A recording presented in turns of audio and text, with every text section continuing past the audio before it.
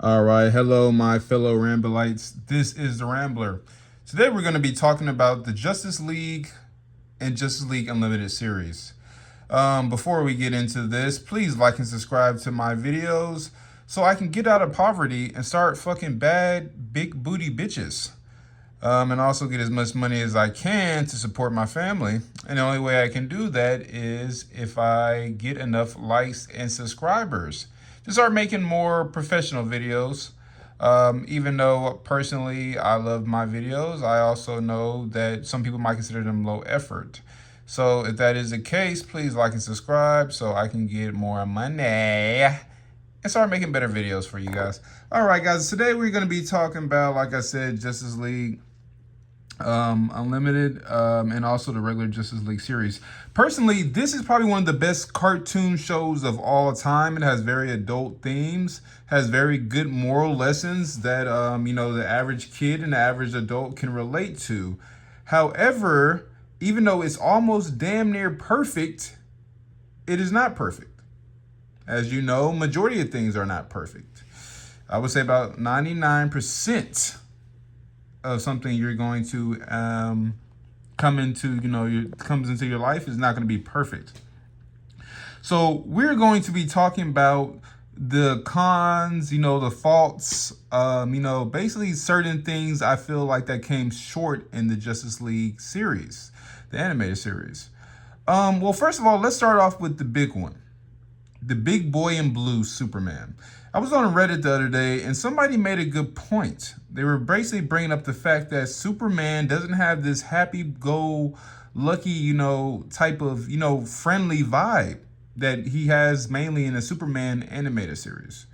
That is true. When you watch Superman in this animated Justice League series, he does seem to come off kind of an asshole. He's always brooding, sort of like, Batman. The way he speaks, it always sounds like, he's above everyone. He almost sounds aggravated, even with certain team members. There was a scene where, they have to team up, and I believe that was in Justice League Season 2, going against the Legion of Doom. Basically he tells the crew that, hey, without you fucking guys, I could do this fucking job by myself. I don't need you motherfuckers. You guys are slowing me down. I always have to worry about how the fuck you guys are going to make it out the situation. You guys are pieces of shit, right? You never really see too many happy moments with him. There's only a few in the, in the series. Like, for instance, where he goes to go see his family with Martian the Manhunter. He's all giddy and childish like. That was, a pretty good take. But and also the fact that, in season 1 of Justice League Unlimited, he has the, Mongol puts a little parasite on him and he envisions what life would be like, I guess, if, Krypton didn't explode. He has the fake son, and when he realizes it's basically just a dream, he cries for his son, showing a very, good amount of emotion. But even in that episode, he was scolding his son a little bit. Basically telling him, nah, this motherfucker needs to he needs to pick up the shit that his pet did. He just wasn't very friendly. Like I said, that could be the case. The reason I have a good, I want to play devil's advocate. It could be a reason for that. It could be for the fact that in Superman the animated series, he went through so much with Darkseid, controlling him and turning him into like basically evil Superman, almost evil Superman. And, he took that very personal. So maybe he doesn't trust as much. And maybe he's, he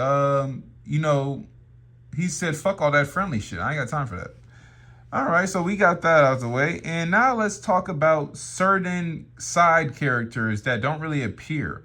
I wish we got more of Lois Lane. Lois Lane is, the perfect yin yang type shit with Superman.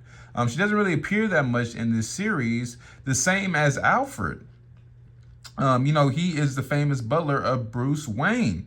Alfred's big time. The only appearance that we've seen in him with in the Justice League series is when he's, consoling Hot Girl, basically saying, hey, bitch, I know you fucked up and betrayed the whole damn crew and shit, but, you're all right in my book. He could have been saying that because he was trying to smash, but he made a very good impression. And it's weird because, like I said, you don't see him that much. And also he was, also featured in when Superman, gets transported to the future with Vandal Savage. You see him trying to say like, "Hey, Bruce, why aren't you going to, Superman's, funeral?" I wish we would have saw more of him in the series as well. He's a great character. He is the backbone to Bruce Wayne. Keeps him in check. Also, we don't see much of the Bat family as much either, which is also very concerning. Now, again, I'm going to play devil's advocate. You could make the case we don't see much of the Bat family because we already got a Batman animated series. We already seen, Dick, and we already seen, first of all, pause. We already seen Nightwing, but Little Robin Nightwing. And, we see Tim Drake. I think it would have been very interesting to have, give them some more screen time. To see Robin interact with the other Justice League and, maybe give him a standalone episode with Bruce where they got to investigate, some like really crazy ass shit, maybe with the Joker he's fucking up or the Penguin. That would have been interesting. There's no mention of the Penguin. All we see is, the Iceberg Lounge when him and Batman and Wonder Woman are, scoping out the place. That could have, I feel like they really missed out on that. And, we're also missing some other very important characters as well. The Reverse Flash. Now, mind you, I could be saying this because I was a big fan of season 1 through season 3 of The Flash. By the way, that is goated in my opinion. The person who played the Reverse Flash, I cannot remember his name. He was so great in that role. It just made me fall in love with the Reverse Flash. So, this could be me being a little biased and saying that they missed out on that opportunity. However, it would have been very interesting to see the Reverse Flash go against the Flash, to see his obsessive behavior towards, Wally. But that gets me to my next point. Not only are we missing some super villains in there, we can also talk about, Hal Jordan. Where the fuck is Hal Jordan? You bring in Sinestro, and his ex-girlfriend, who turned on him, and Hal Jordan after they broke up, Star Sapphire. She was featured in a couple episodes. And the link between her and Jon Stewart is non-existent. So it was strange that they were, fighting each other, but they weren't interacting with each other. How you missed out on an opportunity to bring Hal Jordan in, it was, very, I don't know. I didn't like that. They have that one episode where they go into, the timeline messes up and shit. And, you see Hal Jordan for a little bit, basically says, hey, I'm already up to speed, blah, blah, blah.